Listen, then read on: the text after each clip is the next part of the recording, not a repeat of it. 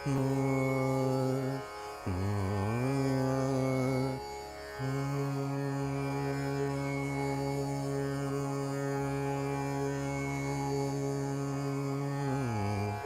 आपने जो हाईलाइटेड पढ़ना था, ये उस्तादों वाली बात आपने बाद में बताई है। अभी हमने सारा पढ़ने की कोशिश की है, वो पढ़ा नहीं गया, इतना टेंस था वो सारा का सारा। और लेकिन ये कि जो बुनियादी बात उससे समझ आई है वो ये कि जो ग्रीक फिलॉसफी थी, एरिस्टोटल, प्लेटो, सोक्रेटिस, इन सब की, वो कहीं ज्यादा होलसम और कॉम्प्रिहेंसिव थी उसके निस्बत जो कि यूरोपियन और मॉडर्न लोगों ने जिसमें से जो चीजें निकाली हैं, नेगेटिव लिबर्टी जिनका जिक्र करते हैं कि एक्सटर्नल क्वेश्चन कोई ना हो, और फ्रीडम ऑफ स्पीच हो, फ्रीडम ऑफ मूवमेंट हो, इस तरह की चीजें हो, वो उसका एक पार्ट है। और वो इंफीरियर पार्ट है। जो बिगर पार्ट था या हायर पार्ट था अबाउट वर्च्यू, इंटरनल फ्रीडम और गुडनेस, जो कि वो इनहेरेंट थी, बल्कि पहले थी, वो इन्होंने गायब कर दिया है शायद। Excellent. और क्रिश्चियनिटी ने आके फिर उसको जाहिर है रिवाइव करने की कोशिश की। और जो थोड़ा सा मैंने मतलब थोड़ा थोड़ा पढ़ा है, उसे अंदाजा हुआ कि उन्होंने उसको, जहां पर ग्रीक फिलोसफर्स कह रहे थे कि गुड और बैड की जो इंसान के अंदर ही है, उसके अंदर ये सारा कुछ मौजूद है और वो कर सकता है, क्रिश्चियनिटी ने कहा कि भाई ये सब कुछ जो है ये बेसिकली हायर उसके बगैर और थ्रू प्रॉफिटिक विजडम के थ्रू आ सकता है। सिर्फ इंसान के अपने अंदर एक वो है, सिन की तरफ जाने की एक वो है, अट्रैक्शन है। तो ये उन्होंने भी मोरल ऐसे इसी तरह कहा था, थोड़ा मुख्तलिफ तरीके से कहा था। तो मतलब अंदाजा ये हुआ कि इन्होंने चूज किए हैं चीजें, वो चीजें जो कि इनको सूट करती हैं, और उसमें से उसके जो हायर एस्पेक्ट्स हैं और ज्यादा इंपॉर्टेंट एस्पेक्ट्स हैं उनको शायद छोड़ गए हैं। फ्रीडम वाले की थी, फिर बीच में वो सबका अलहदा से था, वो जाहिर है बहुत तफसील से था, वो मैंने बस सिर्फ वो किया। फिर डॉक्टर हुसैन नसर का जो था वो मैंने देखा, तो उसमें भी यही बातचीत थी जिसमें उन्होंने कहा कि इसको, जिसको आप ग्रीक फिलोसफी को करते हैं अगेन, उसको आपने नॉलेज को जो वो दे रहे थे उसको आपने खराब एक तरह से कर दिया है, जिस हायर लेवल पर था उससे एक तरह से नीचे ले आए हैं उसको। पिछली क्लास में हमारा फोकस था कि जो वेस्टर्न ट्रेडिशन की अपनी सेल्फ इमेज है, मॉडर्न वर्ल्ड की जो अपनी सेल्फ इमेज है, उसमें ग्रीस को ही अपना स्टार्टिंग पॉइंट देखा जाता है। हम सिर्फ उसको देख रहे थे और फिर कुछ एग्जाम्पल देखे थे कि कैसे कैसे वही चीजें, चाहे डेमोक्रेसी हो, फ्रीडम हो, इंडिविजुअलिज्म हो, कैसे उसकी रूट्स वो वहां देखते हैं। हमने बस ये स्टैब्लिश किया था, इसको ना एनालाइज किया था ना क्रिटिकली देखा था। आज की क्लास में हम उसी को ये दिखाना चाह रहे हैं। कल मैंने परसों उसका इशारा जरूर किया था कि असल में अपनी अपनी लेंस से देख रहे हैं ग्रीस को। क्रिश्चियंस ने अपनी तरह देखा, उसमें भी मिडीवल पीरियड में भी ग्रीक इन्फ्लुएंस था, वो अलग एनेक्स से था, फिर रेनेसांस में अलग से था, और फिर हमारे यानी कि एनलाइटनमेंट वगैरह में फिर अलग से था। तो आज हम बेसिकली उसकी एक झलक देख रहे हैं। जो आपने सारा बयान किया है वही किया आपने बयान, कहने को तो उधर से था मगर इतना कुछ फॉल्सिफाइड भी शायद था। खैर वो हम देखेंगे। मकसद कहने का ये था कि हम ये स्टैब्लिश करना चाह रहे थे कि सबसे पहले कि कोई मॉडर्निटी चीज है, क्योंकि पिछली दफा जो कोर्स रन किया था तो इसी पे बहस होती रही, क्योंकि लोग अवेयर नहीं थे, जो कि ठीक है, वी शुडंट हैव प्रीसपोज्ड कि लोग अवेयर होंगे। तो हमने बिल्कुल जीरो से शुरू किया है, मैं आपको पिछली क्लास में भी कहा था। तो भाई ठीक है, ये एक बड़ा डेफिनेट इनलाइटनमेंट ऑनवर्ड्स एक फेज है वेस्टर्न सिविलाइजेशन का, जिसको आप मॉडर्निटी कह सकते हैं, और उसकी इमीडिएट सोर्स तो रेनेसांस है। अब पीछे चलते जाए, रेनेसांस की सोर्स ग्रीस है। बेसिक स्टोरी ये बनती है। तो बस आज का ये मैं थीम का एक वजाहत करना चाहता था कि भाई हम ये क्यों देख रहे हैं। मुझे एक चीज जो अभी यावर साहब ने तो बयान की है, फारूक साहब ने, मेरे ख्याल में एक चीज जो which stood out to me was कि हम ग्रीक फिलोसफी को जिस तरह जो अभी हम इंटरप्रेट कर रहे हैं उसमें प्रोबेबली मोरालिटी का एलिमेंट ज्यादा हाईलाइटेड था, लेकिन जब वो अडॉप्ट हुई है या रीडिफाइन हुई है उस वक्त उसमें ऑपरेशनल या प्रोसेसेस बेस्ड इंफॉर्मेशन ज्यादा ली गई, जिसको बेस किया गया Greek philosophy पे. So there was more systems to run a state than the moral element of it. तो शायद moral element distill हो गया और बाकी चीजें हमने ले ली, which optimize the state processes. वो it would be very helpful अगर सारे हफ्ते की जो रीडिंग्स हैं वो मंडे तक मिल जाएं, because one has to plan his week. तो वो मुश्किल हो जाता है. वो मुझे शुक्र है जल्दी समझ आ गई, बट एकदम जब मैंने 40 पेज की रीडिंग देखी तो मैं पता नहीं कब पढ़ूंगा, और फिर मुझे देख लिया फौरन के वो हाईलाइटेड पढ़ना था. तो हाँ, अच्छा, रीडिंग्स काफी इंटरेस्टिंग थी, specially the 40 page one, because मैंने वो कभी इस तरह समरी में और बड़ी आसान समरी में उन्होंने ग्रीक फिलोसफी की समझा दी थी कि क्या है. So I think as an easy reference to वो रीडिंग बहुत अच्छी है. अच्छा, दूसरी जो रीडिंग थी ग्रीस एंड मॉडर्निटी, वो फ्रीडम वाली, that was also very interesting, because वो उसमें बात ये कर रहे हैं कि वो जो हम नेगेटिव फ्रीडम आजकल की ज़बान में देखते हैं, ग्रीक फिलॉसफी में वो उससे ज़्यादा था. एंड दे वांटेड, और the idea was that a person should also be not slave to the baser instincts, kind of in a fundamental way, simple way. That is what the reading was saying.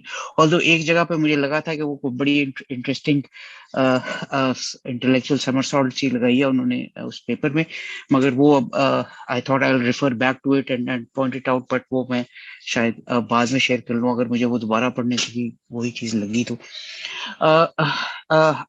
Hussain नसर साहब वाली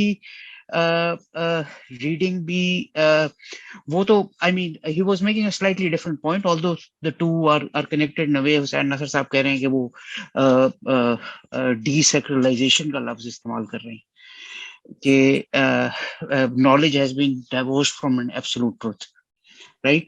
So ये इस particular perspective के लिए these readings were very useful.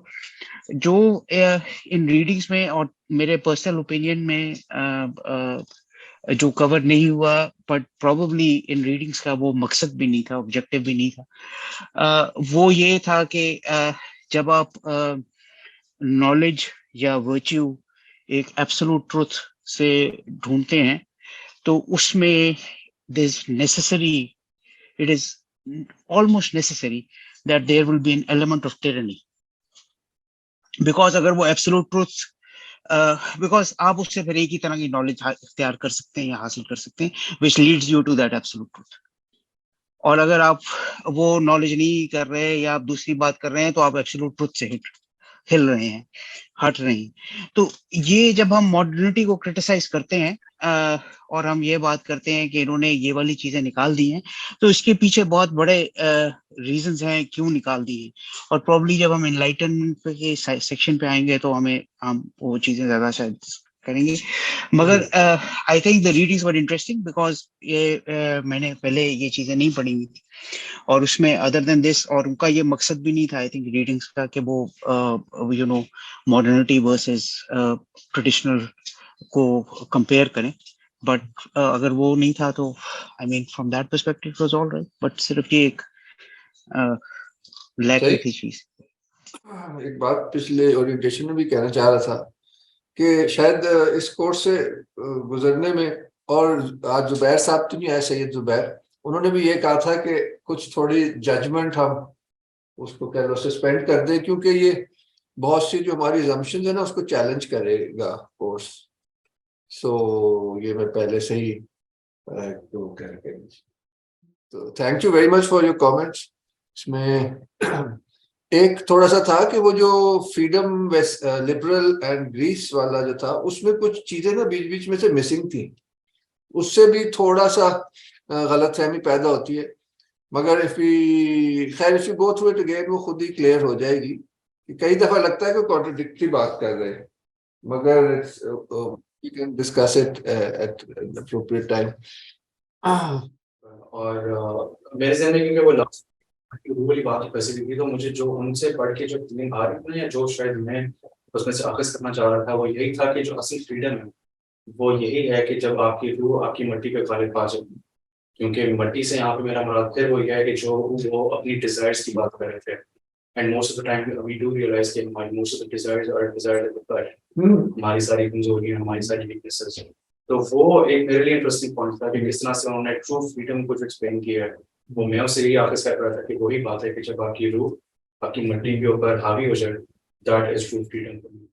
That's very correctly pointed out, क्योंकि मैंने भी इस तरह नहीं पढ़ा हुआ ये चीजें। तो जब मैं वो ये वाला चैप्टर पढ़ रहा था तो it was so close to the traditional view कि इट वाज क्वाइट, मतलब बड़ा जबरदस्त भी था, अच्छा भी था। प्लेटो और सोक्रेटिस के आप कह लो कि इनसाइट इनटू ह्यूमन नेचर, वो बहुत ही फिर समझ आई। इतने बड़े उनको क्यों फलसफी कहा जाता है,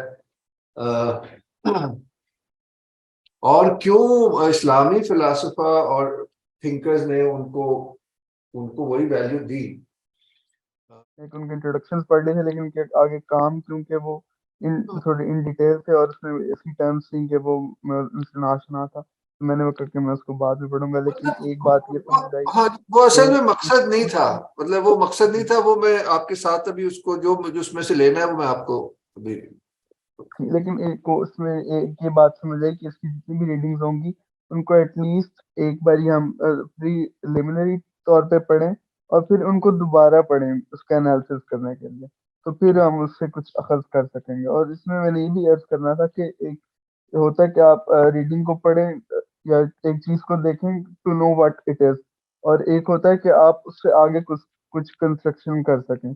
तो like I wanted to make this point कि अगर हम एक रीडिंग शेयर करें और उसमें साथ एक क्वेश्चन भी रख दें कि आप इस रीडिंग को पढ़ें और इसके साथ ये इस क्वेश्चन के बारे में सोचें, कि जैसे अब एक की वाली रीडिंग फ्रीडम वाली कि एक लिबरल फ्रीडम और एक जो है ट्रेडिशनल ग्रीक थॉट थी आज़ाद इंसान का ख्याल क्या है।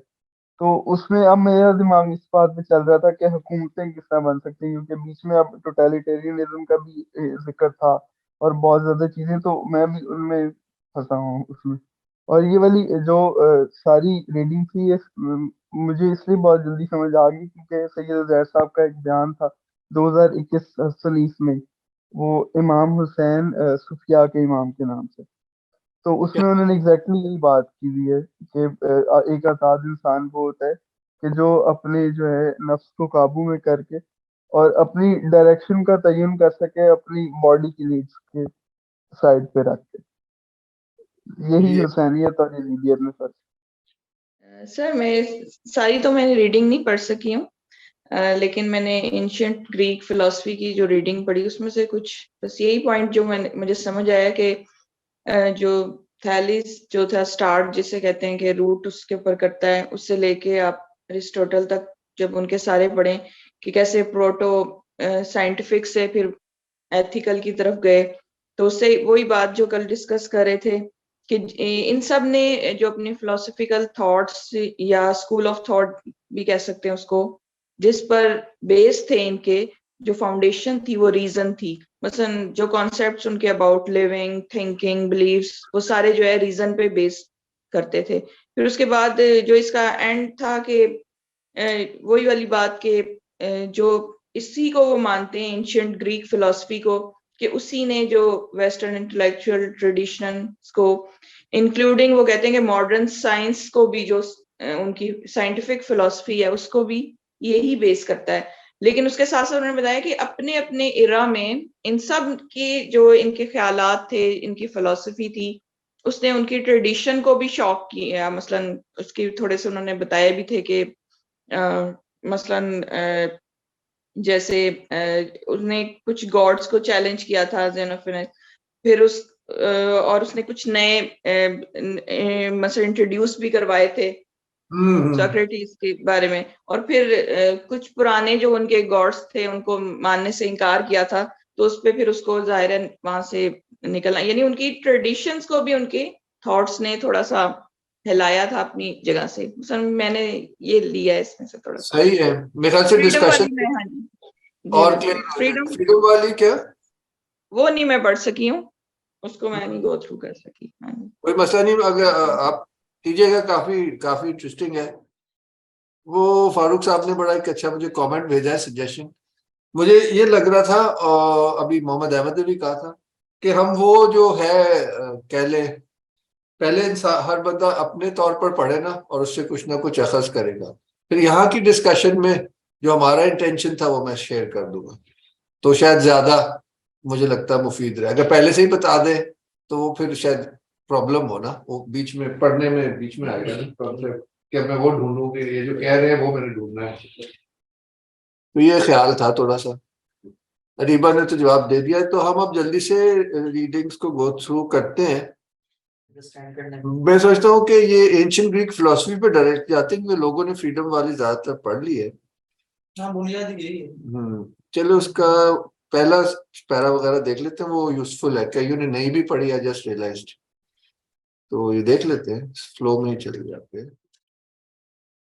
What is liberty without wisdom and without virtue? It is the greatest of all possible evils, for it is folly, vice and madness. अब ये एडमंड बर्ग तो एक तरह के कंजर्वेटिव फिलोसफर है, इन्होंने लिबरल्स के बिल्कुल ऑपोजिट बात की है, मगर क्लासिकल ग्रीक के वाली बात की है। यानी कि वो ट्रेडिशन के विदिन भी देखे ना, रूट तो वही आ रही है।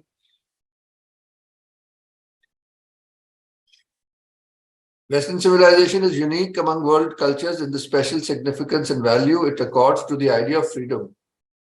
Already a central value in Greco-Roman and Christian thought, modern liberalism has exalted freedom as the central human and political value. इसको लिबर्टी भी कहा गया है, फ्रेंच रेवोल्यूशन में भी वो जो थे लिबर्टी, इक्वालिटी, ऐसे होते थे। The effort to secure individual liberty in the religious, political, cultural and economic spheres lies at the heart of the whole modern project. मैं पढ़ इसलिए रहा हूँ कि ये जो हमने लास्ट टाइम कुछ बातें की थी वो इसमें आ जाएंगी, वो जो इसकी पूरी पेडिग्री है ना मॉडर्निटी की, एनलाइटनमेंट की, renaissance. The liberal doctrine of individual liberties, with its intellectual roots in the European Enlightenment of the 17th and 18th centuries, ये जो यावर साहब कह रहे थे कि हमें ज्यादा समझ आएगी जब हम एनलाइटनमेंट को देखेंगे, is enshrined in the founding documents of the American and French revolutions. तो ये एक बड़ा इसकी एक तरह की शजरा भी आ जाता है और अहमियत भी आ जाती है, और ग्रीको रोमन से शुरू होकर एनलाइटनमेंट के थ्रू आके फिर मॉडर्न टाइम्स में उसकी एक शक्ल बनती है। अब यहाँ पे ना इसमें हर पेज, हर दूसरे पेज के शुरू में कुछ लाइनें गायब हैं, you have to make out क्या कह रहे हैं। What he is saying is the two broadly influential conceptions of freedom have emerged in the Western tradition. One is the modern liberal understanding, and the other took shape in classical Greece. Both ancient Greek and modern liberal thought are complex. Essentially, we are speaking of the main emphasis of the modern liberal tradition on the one hand, and the tradition of Greek thought that arises from Socrates on the other. Basically, we may call these distinctive conceptions modern freedom and ancient freedom. ये थोड़ा सा पढ़ के मैं ना अपना फिर reason बताऊंगा कि ये क्यों नहीं थी, यानी कि टाइम बचाने के लिए। ये कह रहे हैं कि जो कंटेम्प्रेरी जो लिबरल अंडरस्टैंडिंग ऑफ फ्रीडम है वो नेगेटिव फ्रीडम है, जिसका मतलब ये है कि कोई आप जो भी करना चाहे उस पर रोक ना हो। तो ये है कि this is basically the idea of freedom from external constraint. This seems to be indeed what is ordinarily meant by the civic freedoms of contemporary liberal democracies. ये हम सब जानते हैं, one has freedom of speech, freedom of religion वगैरह, ठीक है। अब ये बता रहे हैं कि मैं डिफरेंट कैसे मैं समझता हूं इस फ्रीडम को जो क्लासिकल ग्रीस में थी उससे। The ancients fully understood the notion of negative freedom, but believed that freedom considered as merely unrestrained action tends to undermine itself, giving birth to tyranny within the soul and within the city. तो उनके लिए ये central concern नहीं थी।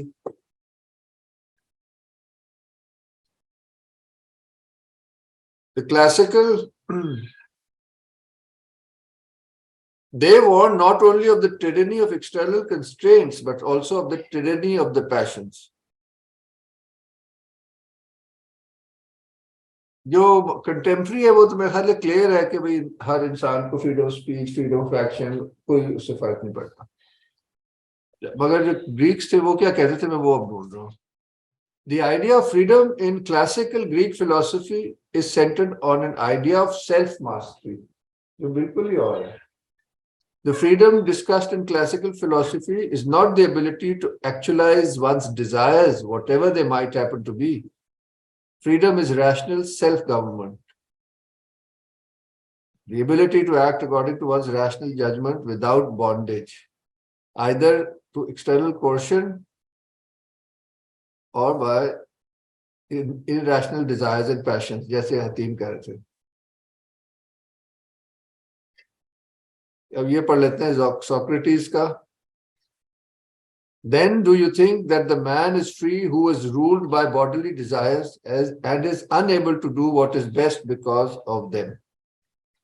ये मैं basically ना ये पढ़ना चाह रहा था। आगे जी क्या कहते हैं?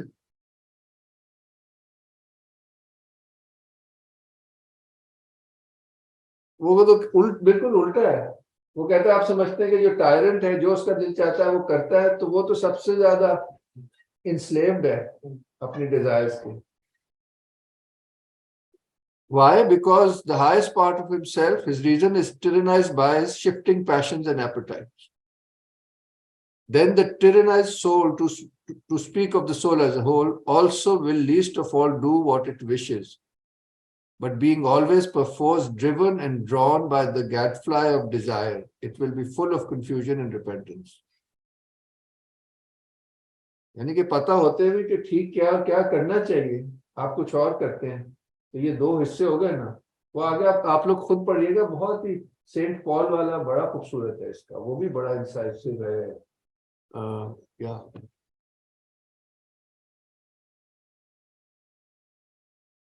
तो फिर इसमें बड़ी अच्छी डिस्कशन है। वो अब मेरे ख्याल है हम इधर नहीं पढ़ सकते, मैं इधर बस वो इंटेंशन बताना चाहूंगा। इंटेंशन बात इसमें जो जब आप पढ़ लें तो जो मेरे जहन में था वो ये था कि it is really a reading of the Greeks, और वो सही सही नसर वाले में भी क्लियर हो जाएगा कि जो असल में क्या है कि जो पाइथागोरस, फिर Socrates, Plato, and even Aristotle, they were really living within a religious worldview, जो कि जो मॉडर्न रीडिंग है उसने उसको माइनस कर दिया। असल में आज की जो सारा है ना सेशन, उसका असल पॉइंट ये है, तो वो नसर को पढ़ेंगे तो समझ आएगा। 90% ऑफ, चाहे ब्रिटानिका उठा ले, जो मर्जी उठा ले, वो इस तरह नहीं देखते क्योंकि they don't want to see it that. हुआ ये कि हेलेनिस्टिक पीरियड में ये हुआ कि वो रिलीजन से भी हटना चाह रहे थे, रीजन को सेंट्रल कर रहे थे, और इंडिविजुअलिज्म, डेमोक्रेसी सब कुछ आया। तो वो तो उस वक्त आया, तो जो उनसे पहले थे उन्होंने उनको भी उसी लाइट में देखा, जबकि उनसे जो पहले थे, इसी आर्टिकल में लिखा है कि वो तो इस तरह की फ्रीडम को ओपनली बिल्कुल रिजेक्ट कर रहा है। प्लेटो भी कर रहा है, सोक्रेटिस भी कर रहा है, और कह के कर रहा है कि डेमोक्रेसी का मतलब अगर ये है तो ये तो टिरनी है और ये तो केओस है। तो ये मैंने जो मेरे ध्यान में था आपसे बयान कर दिया। इवन इसी रीडिंग के अंदर वो जहाँ एरिस्टोटल की मेटाफिजिक्स को करते हैं, हिस्ट्री वाला जो रीडिंग आपने दी है, तो उसके अंदर वो ये कह रहे हैं कि like by definition it's a theology. हाँ, मेटाफिजिक्स ऑफ एरिस्टोटल है, it's by definition a theology. तो वो बाद में जाके वो फिर हुसैन नसर बात करते हैं कि डीसेक जहाँ उसे डीसेक सेक्युलराइज जहाँ किया, तो वो फिर फिलॉसफी भी सेक्युलराइज होती है। बिल्कुल, ये रजा जो कह रहे, असल आज का जो मेरा पॉइंट बेसिकली टेक अवे यही है कि it is a complete misreading. तो ये मतलब नहीं है कि सबने मिसरीड किया, दूसरी तरह भी लोगों ने रीड किया है, क्योंकि ये प्लेटनिस्ट जो है ये 20th सेंचुरी तक भी चले, बड़े फेमस थे। कैम्ब्रिज प्लेटनिस्ट का ग्रुप था, 19th या अर्ली 20th सेंचुरी का, आज तक भी है। मगर जो main stream of western understanding of the Greeks है वो कोट एंड कोट रैशनलिस्ट है, जबकि प्लेटो और एरिस्टोटल सिर्फ रीजन की नहीं बात करते, वो हायर इंटेलेक्ट की बात करते हैं, जो भी बिल्कुल आउट कर दिया है मॉडर्न रीडिंग से। तो वो मेरे ख्याल से इसलिए नसर को पढ़ना शुरू किया। और जी यहाँ तक पॉइंट आप लोगों को क्लियर है? जो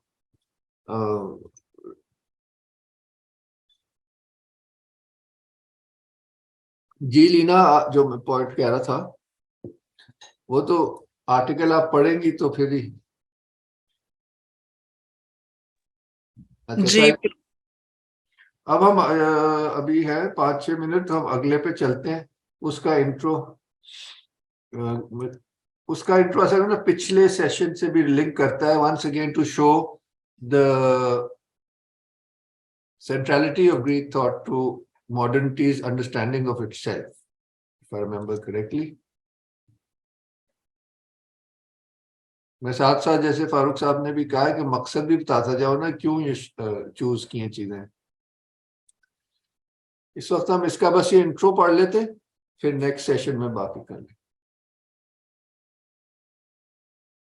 From Thales, who is often considered the first Western philosopher, to the Stoics and Skeptics, ancient Greek philosophy opened the doors to a particular way of thinking that provided the roots for the Western intellectual tradition. Here, there is often an explicit preference for the life of reason and rational thought.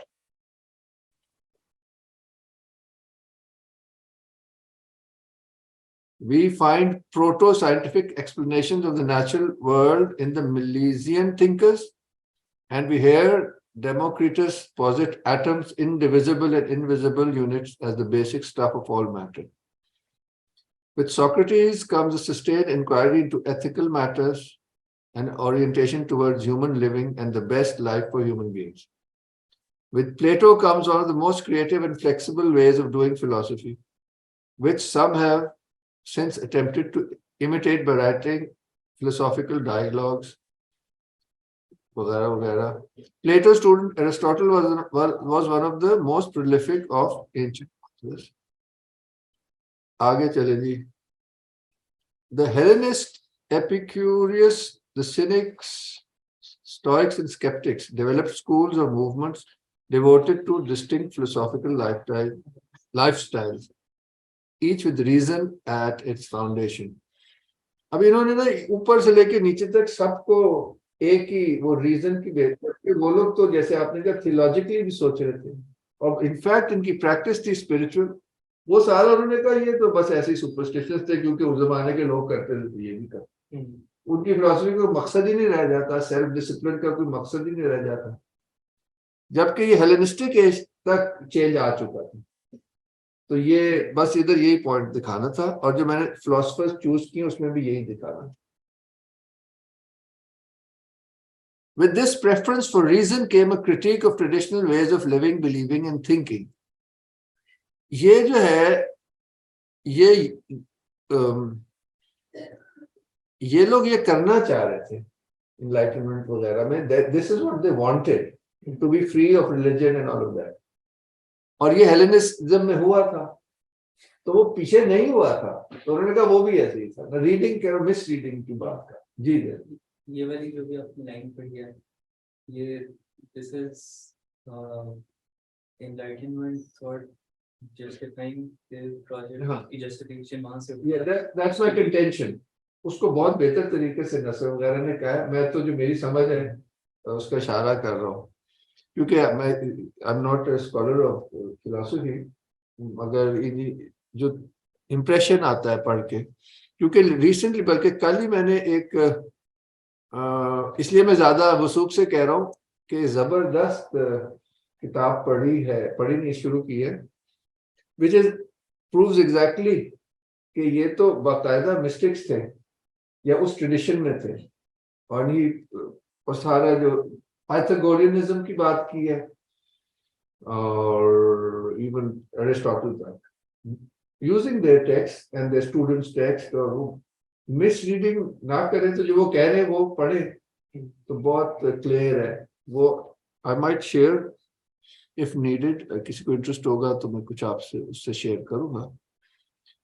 With this preference for reason came a critique of traditional ways of living, believing, and thinking, which sometimes caused political trouble for the philosophers themselves. अब ये वाकई ये critical age शुरू होगी तो ये सही है, but this is what the West was doing Renaissance के बाद से, या शायद इसका वो हम जब पढ़ेंगे तो क्लियर होगा कि कब शुरू हुआ ये वाला aspect. Xenophanes directly challenged the traditional anthropomorphic depiction of the gods, and Socrates was put to death for allegedly inventing new gods and not believing in the gods mandated by the city of Athens. ये तो खैर अब main point आप समझिए।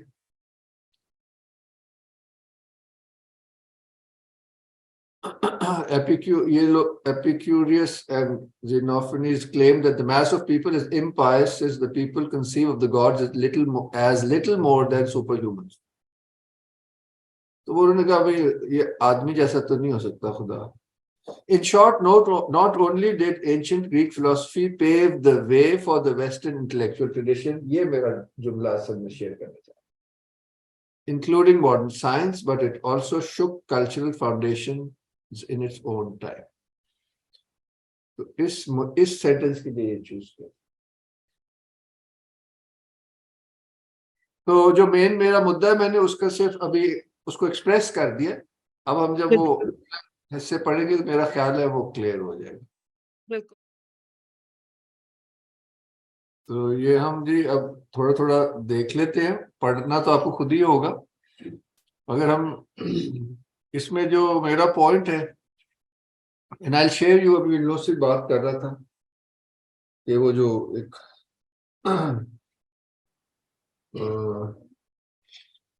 दूसरी तरह की reading है, और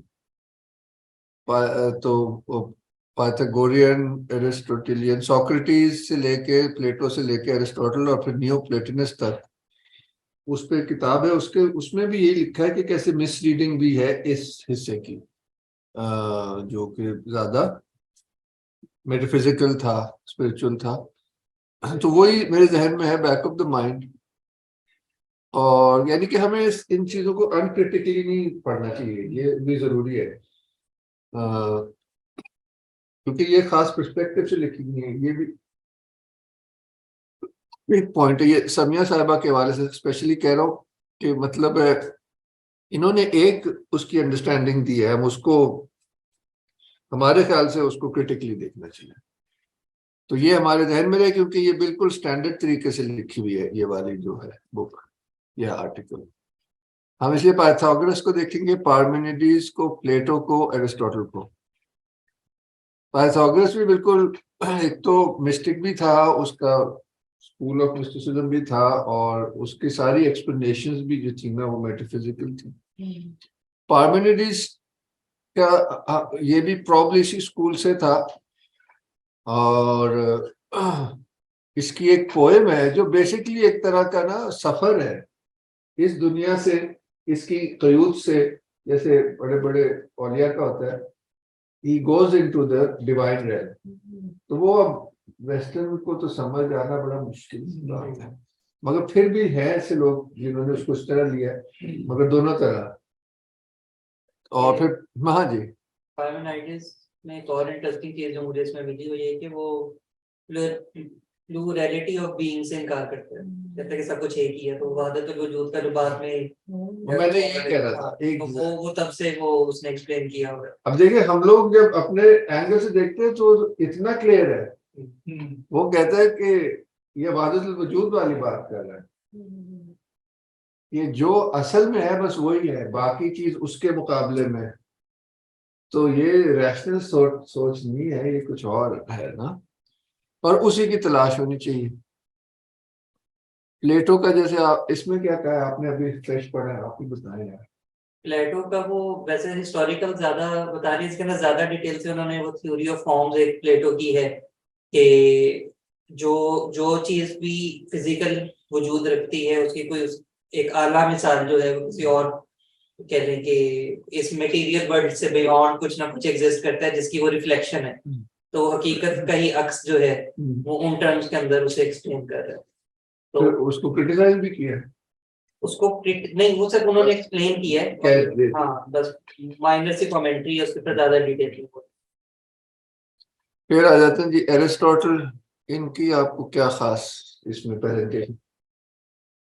एरिस्टोटल का हम बहुत डिटेल से नहीं देखा, देख सकते, मगर अब मैं पहले ही बयान कर दूं ना मैंने क्यों किया है। फिर यहाँ आके ना ये हेलेनिस्टिक थॉट में हम देखते हैं कि फिर क्वेश्चनिंग शुरू हो जाती है। फिर ये तो बेसिक पॉइंट यही दिखाना था, क्योंकि इस वक्त हम पढ़ तो सकते नहीं है। तो ये आप लोगों को मैं जो फारूक साहब कह रहे थे ना कि पहले ही बता दें आप क्या मकसद क्या है, तो अब बता दिया है, तो इसकी रोशनी में आप पढ़िएगा। इसमें सिर्फ यही दिखाना है कि एरिस्टोटल का अगर मैं जी जी जी एक मिनट थोड़ी सी बात कर लूं, जो उसकी बड़ी इंटरेस्टिंग मुझे बात लगी थी, वो उसकी फिजिक्स से रिलेटेड है कि वो मोशन की बात करता है कि everything is in motion, and motion की वो जो इस रीडिंग में इंटरप्रिटेशन दी थी वो ये थी कि सिर्फ ये नहीं कि फिजिकली चीज चेंज हो रही है, वो ओक ट्री की एग्जांपल देता है कि उसका एक बीज है, बट वो अल्टीमेटली उसने ओक ट्री बना है, वो फिजिकली मूव नहीं कर रहा, but it's in motion towards higher goal of actualization. तो वो कॉन्सेप्ट एरिस्टोटल का अच्छा था, और आई थिंक वो मुझे बहुत ज्यादा क्लियर नहीं हुआ था, मगर आई थिंक एक दफा और पढ़ना पड़ेगा। और वो ये था कि वो फर्स्ट मूवर या फर्स्ट कॉज जो है वो प्रॉब्ली इसी से रिलेटेड है उसकी मेटाफिजिक्स में। that's how I thought a link is created, but वो मुझे जरा गौर से एक दफा फिर पढ़ना पड़े तो पता चले, but that's an interesting। जी जी, आपने बहुत अच्छा बताया है, और मेरे भी जहन में एग्जैक्टली वही बात आ रही थी कि बेसिकली एरिस्टोटल भी इन सेंस वहदतुल वजूद वाले कॉन्सेप्ट के अंदर काम कर रहा है कि जो दुनिया क्रिएशन में है वो उसमें ये तगय्युर जो है उसका प्रिंसिपल है। उसके लिए लफ्ज तो बड़े जबरदस्त हैं, देखते हैं अगर इसमें आ जाते हैं। एक सेकंड तैमूर साहब, अगर आप फॉर मी ये तगय्युर और वहदतुल वजूद की अपनी जरा एक्सप्लेनेशन जी जी जी कर थोड़ी सी एक्सप्लेन कर दें तो it would be very helpful. जी जी, मैं बिल्कुल वो इसी में मसल में ढूंढना चाह रहा हूँ। वो जो इनके लफ्ज है ना वो भी काफी फेमस है, अभी मेरे जहन से निकल रहे हैं, अभी अभी आ जाएगा।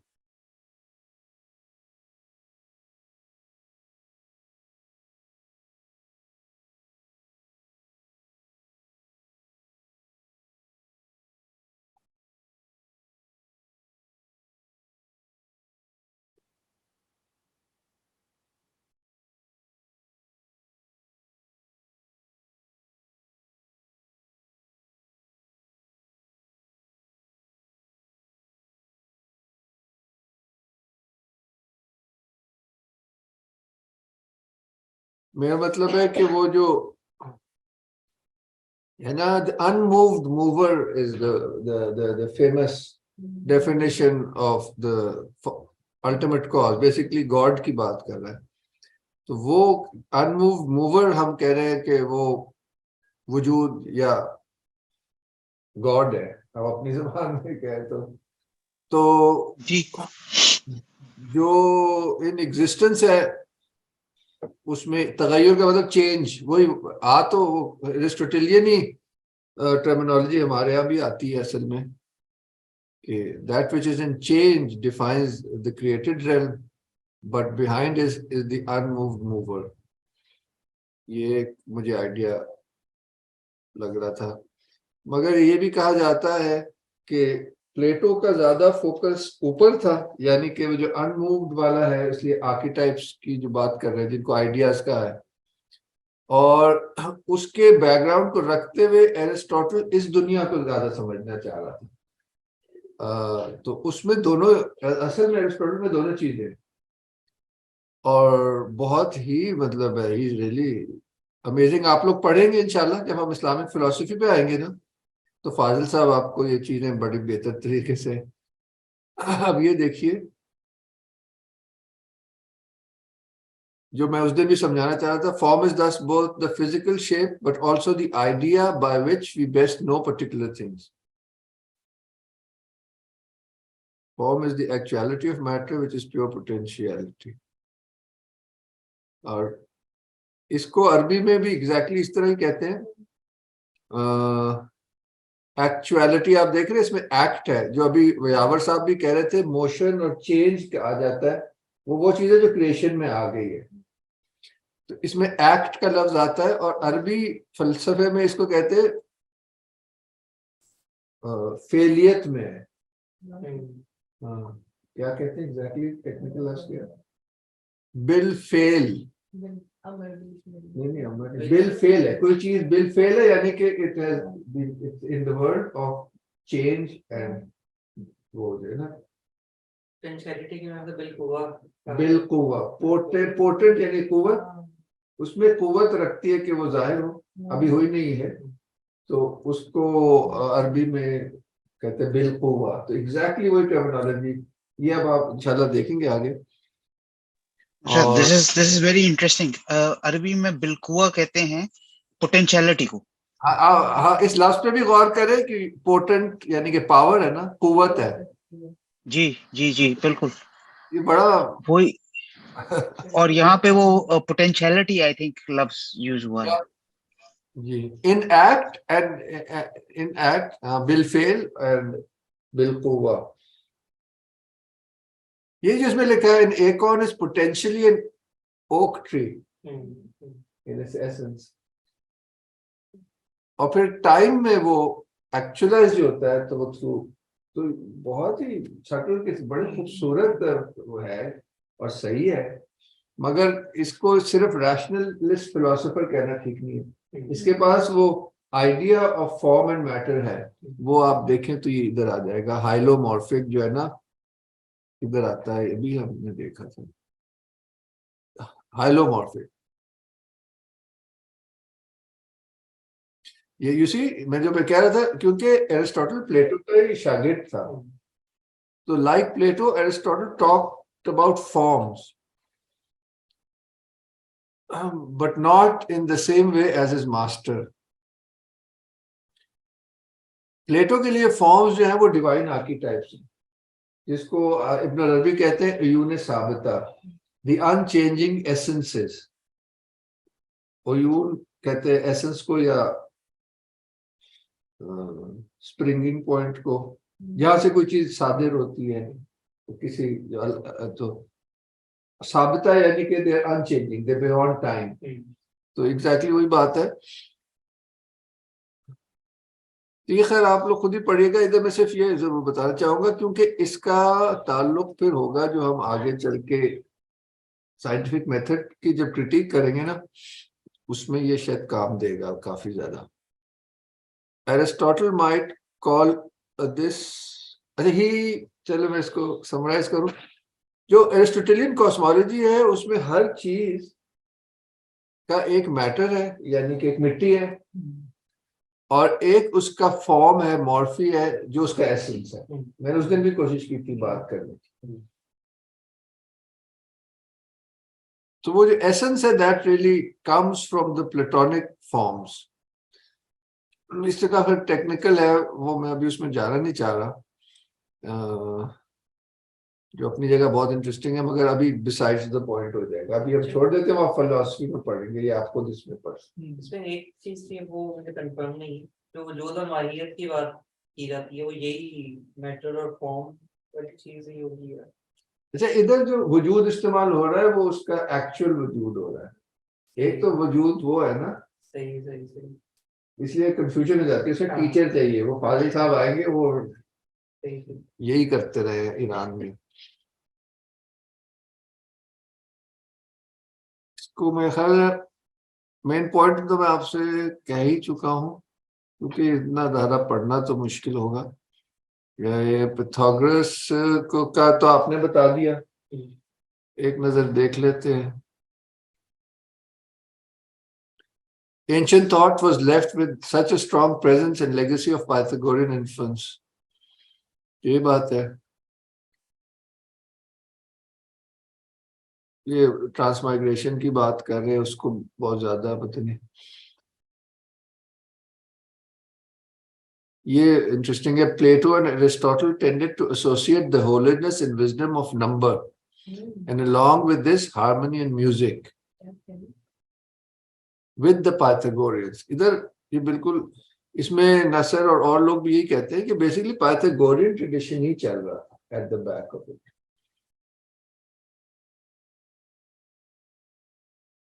ये भी बहुत खूबसूरत कॉन्सेप्ट है जिसको मैंने भी कोशिश की थी यूज करने की।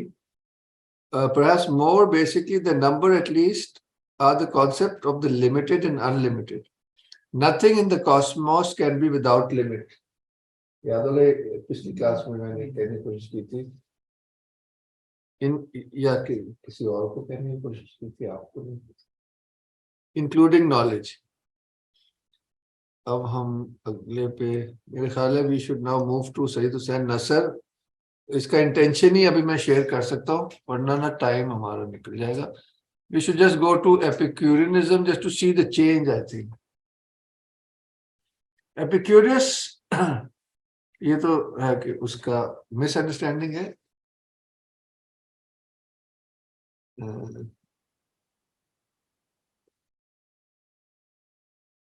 ये बस ये लाइन पढ़ ले तो आपको समझ आ जाएगी। Epicurus and his followers were thoroughgoing materialists.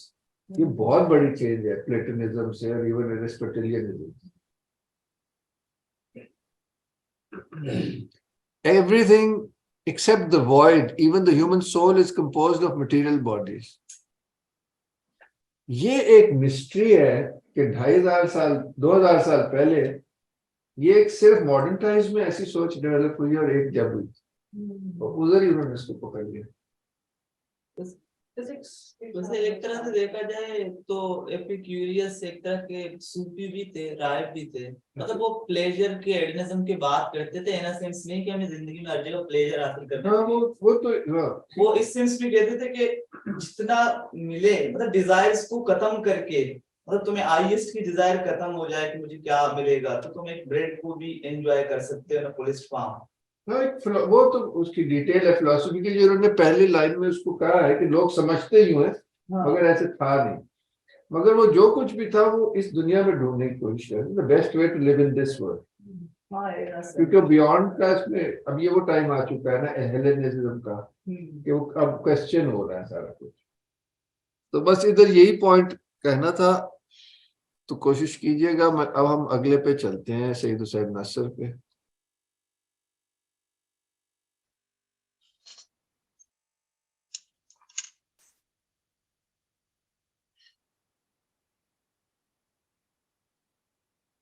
यहाँ तो उन्होंने जो ट्रेडिशनल या सेक्रेड व्यू ऑफ नॉलेज है वो बयान की है, वो हम अपने ओरिएंटेशन में भी बयान कर ही चुके हैं कि सारी कायनात जो है वो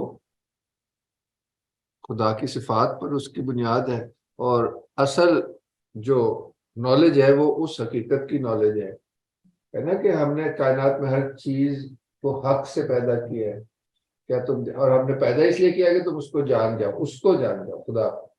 तो वो हम स्किप करते हैं और ये आगे चलते हैं। क्विक क्वेश्चन जी, ये सैयद हुसैन नसर की किसी किताब का हिस्सा है या कोई किताब है जिसमें उनका आर्टिकल शामिल है? ये वाला जी जी, ये किताब है नॉलेज एंड द सेक्रेड, इसमें 5-6 चैप्टर्स हैं। ये इनका 1960s का गिफर्ड लेक्चर है। अच्छा, कैम्ब्रिज में होता है कि कहाँ। So he was the first non European to give this lecture.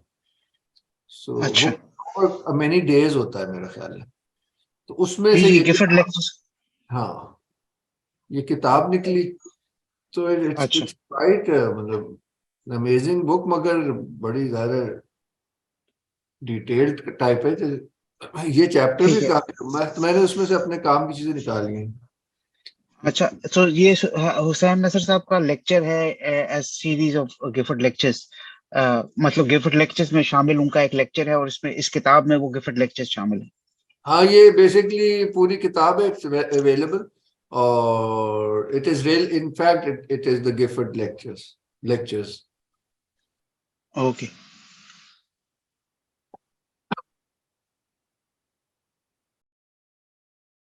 देखिए ना, ये भाई ये बेसिक तो ये कह रहे हैं ना कि इंसान में क्योंकि रूह है जो कि खुदाई चीज है, तो रीजन से बियॉन्ड उसके पास एक आला है जिसको हमने कल्ब भी कहा था और हायर इंटेलेक्ट भी कहा था। वो आप जहन में रखें। तो हम यहां से पढ़ते हैं, in paradise man had tasted of the fruit of the tree of life. Tree जैसे हमने कहा था is a symbol of this divine spirit which symbolizes unitive knowledge. But he was also to taste of the tree of good and evil, and to come to see things as externalized, in a state of otherness and separation. The vision of duality blinded him to the primordial knowledge which lies at the heart of his intelligence. But precisely because this unitive vision resides at the center of his being as well as lying at the root of his intelligence, knowledge continues to be a means of access to the sacred, and sacred knowledge remains as the supreme path of union with that reality wherein knowledge, being, and bliss are united.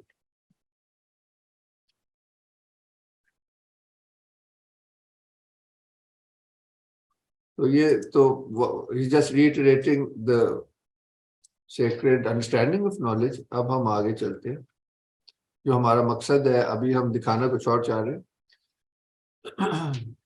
Before turning to the Christian tradition, which is of special concern in this study because of the rise of a purely secular concept of knowledge, yani based on reason, within a civilization which was Christian, क्योंकि Renaissance जो थी अभी Christian ही थी कहने को, a word must be said about the Greek tradition. Usually this tradition is seen today either from the point of view of modern rationalism, जो मैं बार-बार कह रहा हूं, or of the mainstream of early Christianity, which emphasized more the contrast between Greek wisdom as knowledge of this worldly nature and love and redemption associated with and issuing from the grace of Christ and his incarnation in human history. यानी कि Christian जो है काफी critically भी देखते थे Greeks को, वो समझते थे ये नेचुरल फिलोसफर नहीं है, मतलब वो तो क्राइस्ट फोकस थे ना। A re-evaluation of the meaning of the Greek sophia and philosophia, यानी कि love of knowledge, as sacred knowledge, in contrast to the sophistic and skeptical forms of rationalism during the later life of Greek civilization and religion, ये हम बार-बार कहते आ रहे हैं, will be carried out later, as will the Christian appreciation of this aspect of the Greek lens. Here, suffice it to say that the Orphic Dionysian, ये उनका जो sacred tradition था Greeks का पुराना, Orphic Dionysian dimension of the Greek tradition, which was to become crystallized later in the Pythagorean Platonic school, ये इसको totally इरफानी मान रहे हैं, रूहानी मान रहे हैं, and also Hermeticism. मुसलमानों ने इसको लिया हजरत इद्रीस, ये सारा मिक्स हुआ अलेक्जेंड्रिया में, यहाँ ग्रीक ट्रेडिशन और इजिप्शियन ट्रेडिशन का जो इरफानी साइड थी वो, और बहुत सा उसमें से फिर मुसलमानों के पास आया, which resulted from the wedding between certain aspects of the Egyptian and the Greek traditions. ये hermeticism की जी बात हो रही, must be studied as sacred knowledge, much like the metaphysical doctrines of Hinduism, and not only as profane philosophy. आज का main point यही भी था कि ये इसको प्योरली प्रोफेन फिलॉसफी की तरह पेश किया गया, जबकि है नहीं ऐसा. These forms of wisdom are related to the Greek religious tradition. and should be viewed as such and not only in opposition to revealed truth. In the more universal sense of revelation, they are in fact the fruit of revelation. That is a knowledge which derives not from purely human agent, but from the divine intellect. As in fact, they were viewed by the long tradition of Islamic, Jewish and Christian philosophy before modern times. इसलिए मुसलमान कहते थे कि जो hermetic tradition है वो हजरत इदरीस अलैहिस्सलाम का tradition जी, वो आप समझ रहे हैं ना, तो ये वो इसलिए अब आप कह लो, हाँ, ये उसकी एक अंडरस्टैंडिंग रही है, वेस्ट में भी रही है मगर मेन स्ट्रीम में नहीं रही, और इस्लाम में तो रही है, क्योंकि इसमें सारा वो अबजद और एल्केमी बहुत उलूम आ जाते हैं। मगर there is an aspect of Greek philosophy which is sapientia, यानी कि इरफान है, यानी कि direct knowledge है, without whose appreciation one cannot understand those sapiential schools within Christianity and Judaism which were based on a unity above and beyond the current dichotomy between the so-called Greek intellectual. ये हमारा अभी मौजूद है, क्योंकि वो जो उनके spiritual traditions थे उसमें से कुछ क्रिश्चियंस और जूडाइज्म में भी आया, ये वो बात कह रहे हैं।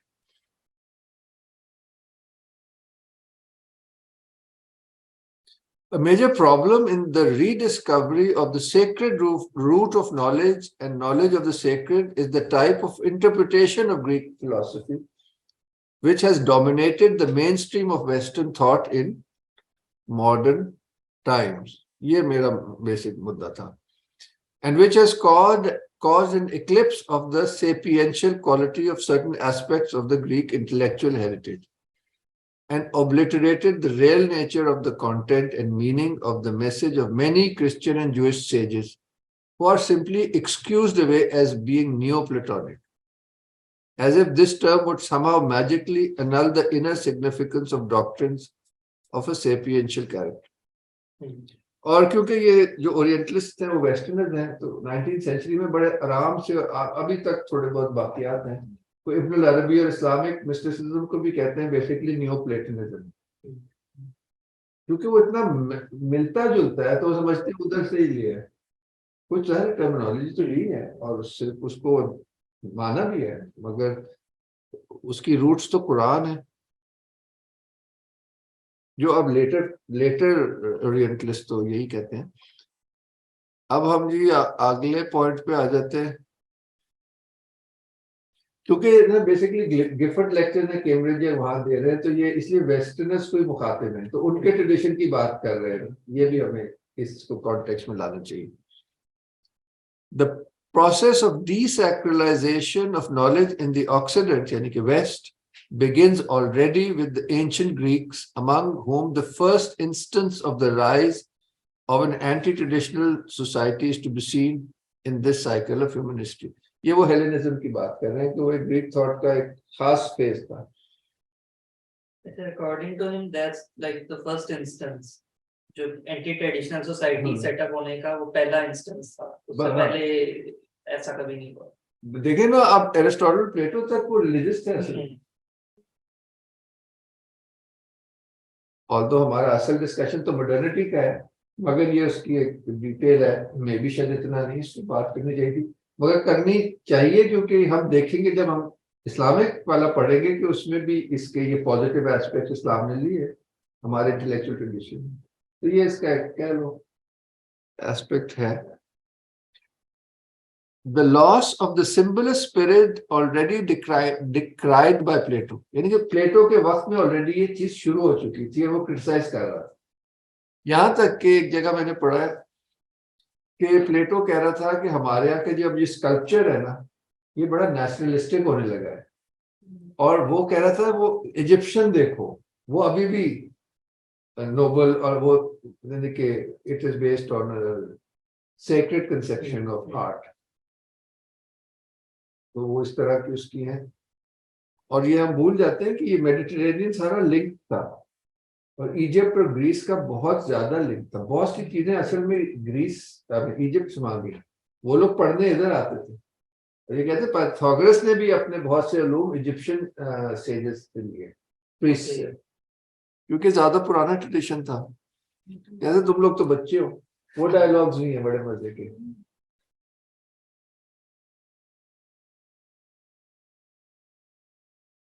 ये खूबसूरत सेंटेंस है, the loss of the symbolist spirit already decried by Plato, the emptying of the cosmos of his sacred content in the Olympian religion, leading to Ionian natural philosophy.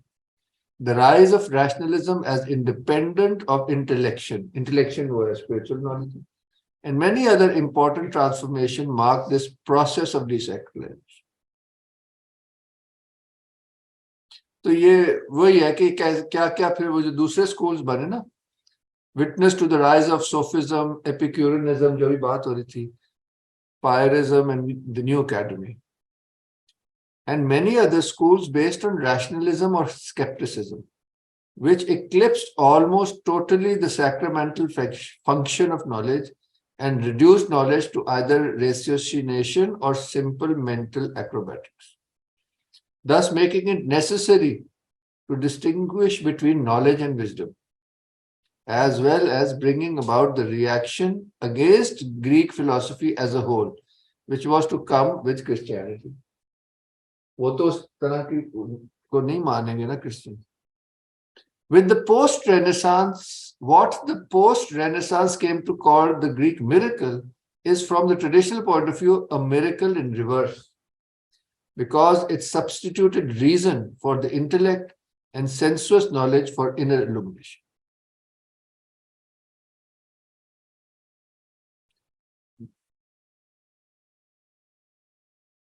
एक लाइन और पढ़ देता हूँ, बल्कि आखिरी भी पढ़ देंगे और एक ये पढ़ देते हैं, क्योंकि ये बैलेंस नहीं आ रहा ना। ये तो आ गया, मगर जो इसका पॉजिटिव था जो फिर बाद में आगे चला. There was, however, a veritable Greek miracle in the appearance in Greece of those sapiential doctrines, यानी कि इरफानी या spiritual doctrines, and systematic metaphysics deriving from the Orphic and Dionysian mysteries. ये उनका religious tradition था. mysteries उस sense में थी कि उस दुनिया की knowledge, इस गैब है ना, गैब के मतलब है mystery. और पार्मेनिडीज के जो पोएम और जो सफर है वो बिल्कुल इस दुनिया से गैब का सफर है. आप देखिएगा, उस पर भी लोगों ने लिखा है. अच्छा, ये जो इसका पॉजिटिव ट्रेडिशन था, this was associated with such figures as Pythagoras, Empedocles, Plato, the new Platonist, especially Plotinus and Proclus, and even Aristotle, all of whom provided doctrines of a veritable metaphysical nature. आगे चलते हैं. Certain Muslims have called Plato a prophet, and he, as well as figures such as Pythagoras and Plotinus, must be considered as metaphysicians and seers like the rishis of India, rather than as profane philosophers. आखिरी line पढ़ लेते हैं.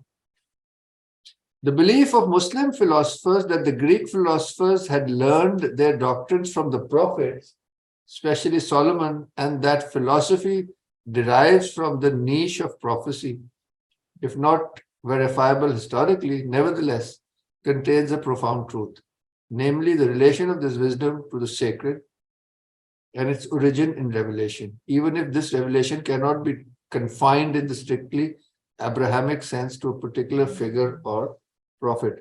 अच्छा, इससे मुझे ये याद आ रहा है कि मैंने इससे अलग से पढ़ा था कि पाइथागोरस ने जो अपनी स्पिरिचुअल, एक उनकी टीचर जो थी वो डेल्फिक ऑरेकल थी, who was the most sacred personage for Greece, for religious Greece.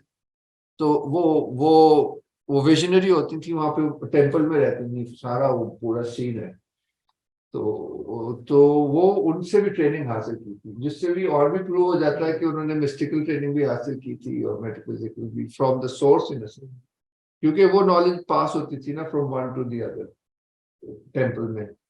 इस तरह के ये जो विजनरी, ये भी एनीवे ये थोड़ा सा जो हम क्योंकि वेस्ट मॉडर्निटी की रूट्स देख रहे हैं, तो मेरे ख्याल से उस हिसाब से मुझे लगा कि इस तरह पेश करना चाहिए. अब आप लोग प्लीज अपना अपना इसमें कमेंट करेंगे भाई कोई सही प्रेजेंटेशन थी, ये करनी चाहिए थी कि नहीं, इस तरह से. जी लीना।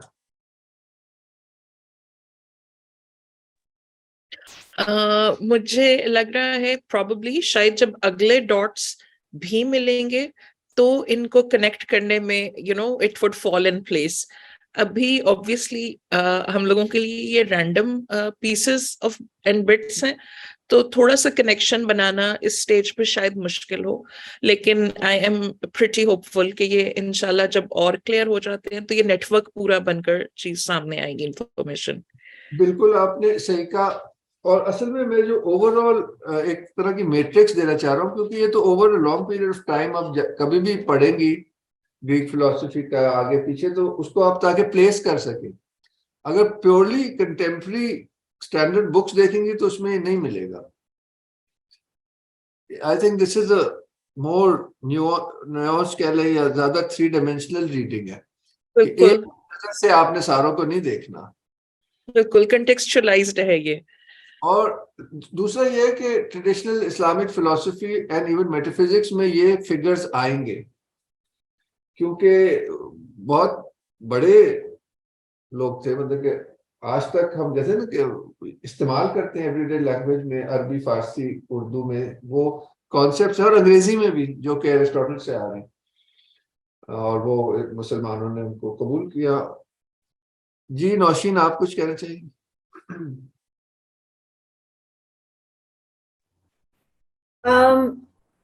नॉट रियली, बस थोड़ी सी ये बात कहूंगी कि I think I do see some sort of connection with the foundations of the Greek philosophers, although हम अपने अपने dimensions में चीज़ों को देख रहे हैं, but foundationally I think when we go to the Egyptian tradition या Greek tradition, तो क्योंकि जो notable knowledge है in the form of oral, orally given या written, तो वो वहाँ पे जाके हमारा उसका बेसिस बनता है। तो links, whether it's Hinduism or Islam or other even Confucianism, I think connection जाके कहीं ना कहीं वहाँ पे do connect होता है, not necessarily because it's based उसमें कोई हम कोई like the Western democracies we are connected with, we're considering the Greeks as our own, we don't really have that much of an ownership, but it's one of those areas jahan ke human mind probably was considered at its best intellectually. So I do see ke wo usko, I'm looking at it more at a foundational level, जिसके पास आपको उस root के पास आपको बार बार जाना पड़ता है, despite the fact that you've gone through now sitting in the contemporary world, we still have to move back and forth. So this is, and I think the more we will keep on reading, the more intellectual thought matures. तो कहीं ना कोई reflections will keep on working to. बिल्कुल। अब वो वाली आपकी बात ठीक है, पिछली क्लास का भी यही पॉइंट था कि the foundational place of the Greek tradition for, क्योंकि अभी हम मॉडर्निटी स्टडी कर रहे हैं, मॉडर्न क्योंकि हम रहे इस दौर में रहे, तो उसके असरात काफी, यानी कि जो आपने कहा they are all around us. जी निदा, आपने क्योंकि सारी रीडिंग्स माशाल्लाह की थी, तो अभी की डिस्कशन को आप कुछ बेहतर प्लेस कर सकी हैं चीजों को? जी बिल्कुल, काफी क्लियर हो गया है आपने तीनों रीडिंग्स को, तब एक ही पॉइंट काइंड ऑफ चल रहा है तीनों में। मुझे समझ आ रही क्यों आपने असाइन किए थे, क्योंकि एक तो इंट्रोडक्शन बहुत ज़रूरी है, स्पेशली प्लेटो, एरिस्टोटल और इन फिलोसफर्स की। मुझे थोड़ा बहुत पता है कि इस्लामिक फ़िलासफ़ी में किस तरह ये लोग लेके आए हैं, और फिर बाद में जाके वेस्ट कॉट अप और वो जाके उन्होंने ट्रांसलेट किया। आई नो कि इस्लामिक फिलोसफी ने बहुत काम किया है, बहुत इन्फ्लुएंस है इन फिलोसफर से, तो it makes sense to study them. और बाकी ये जो मॉडर्निटी के साथ आपने लिंक किया है कि किस तरह से नॉलेज को डीसेक्युलराइज किया गया है और किस तरह से हम ग्रीक को रीड कर रहे हैं डिफरेंट इंटरप्रिटेशन से, so it makes sense. I think हमारा पॉइंट यही था बिल्कुल कि दिस इज अ डेफिनेट, एक ये जो है ना एक देखने के तरीके है, अलग है ना। और जनाब कौन ऐड करना चाहेगा? मोहम्मद अहमद, आप कुछ ऐड करना चाहेंगे? एज सच नहीं तैमूर साहब, लेकिन I can see the points, लेकिन आगे जब इन पे बिल्ड अप करेंगे तो तब मेरा दिमाग ज्यादा अच्छी तरीके से काम सही है, सही है। अभी मैं ये कह सकता हूँ कि मैं सारी चीजें अब्सॉर्ब कर रहा हूँ। हाँ, और उसमें अब आप जब रीडिंग्स करेंगे ना डिस्कशन के बाद, तो आई थिंक बहुत बेहतर वो उसकी सेंस आएगी। जी हाँ जी। जी महानूर, आप कुछ कहना चाहिए? आपने रीडिंग भी नहीं की तो। हसन, बिस्किट खा लो। हतीम, ऑनेस्टली अभी तो बस एब्जॉर्प्शन वाला प्रोसेस चल रहा है, मगर वो यूजफुल आपको लगा ये चीज? आगे जैसे कह रही लीना भी कि अब और क्लैरिटी तो आगे चल के आएगी, मगर क्योंकि जरूरी है। जी जनाब। मैं सिर्फ यही कहना चाहूंगा कि हाँ, ये जो तरीका था ये मुझे बड़ा सही लग रहा है, क्योंकि अभी तो स्टार्टिंग हम बैकग्राउंड हो रहा है कि हम किस बारे में आगे जाकर किसको क्रिटिक करेंगे। तो मेरे ख्याल से बुनियाद एक तरीके से क्लियर हो चुकी है कि मॉडर्निटी है क्या, क्या है, उसको कहाँ से लेते हैं, और एक तरह से हमने इसकी क्रिटिक भी की है कि इसको दूसरे तरीके से पढ़ा जा सकता है। तो मेरे ख्याल से तो बेहतरीन। शुक्रिया, जबरदस्त। जी रजा साहब। हाँ, मैं एग्जैक्टली यही बात करने लगा था कि वो हर रीडिंग के साथ ना मॉडर्निस्ट थॉट की क्लैरिटी थोड़ी थोड़ी आती जा रही है, वो कॉन्ट्रास्ट की वजह से ना। वो उन्होंने भी बात की कि वो हम पीछे देखते हैं, फिर हम मौजूदा सूरत हाल को देखते हैं, तो वो ना पिक्चर वाजे होती जा रही है कि डिफरेंस कहाँ आ रहा है, कहाँ से हम उनसे वही कि वेस्टर्न थॉट कहाँ से उधार ले रही है, किस चीज को ओन कर रही है, किस चीज को रिजेक्ट कर रही है। तो मॉडर्निस्ट थॉट की क्लैरिटी जो है ना, वो ईच रीडिंग के साथ ज्यादा। और वो सोशल जो है ना, फ्रीडम मॉडर्न एंड ग्रीक, वो बहुत ही रिवीलिंग, वो आप जरूर पढ़ना।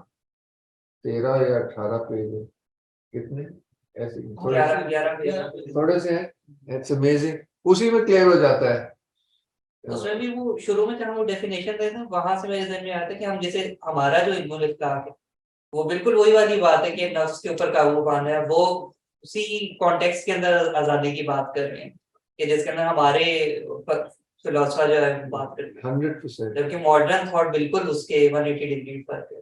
हाँ, इस हवाले से मैं वो सईद हुसैन नसर का, हाँ इनफैक्ट सुन रहा था लेक्चर, एक बार लाहौर आए थे 94 या ऐसे, उसमें था या उनकी कोई रिकॉर्डिंग सुन रहा था, उसमें वो उस जमाने की बात है जब वॉकमैन वगैरह होता था, कि now you see people going around music in their ears, and कहते क्या कि it gives a certain boost होता है, एक्सपेंशन होती है सोल को, खुशी मजा आता है।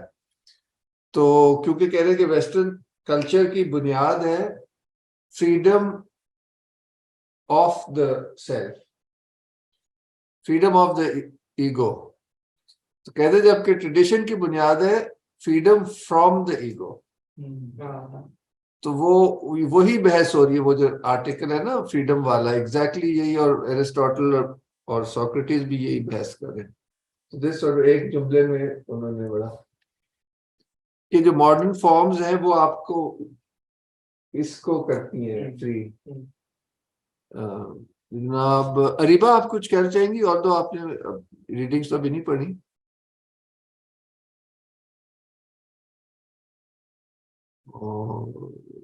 मजर यावर साहब।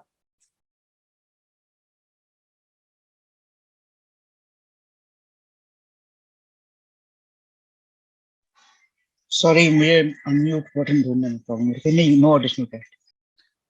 Thank you very much. मेरे ख्याल से अच्छा अब टाइम पूरा हो गया है, तो अब ठीक है Areeba, thanks a lot. In next class Badshah, आप कुछ ऐड करना चाहेंगे आज के डिस्कशन में?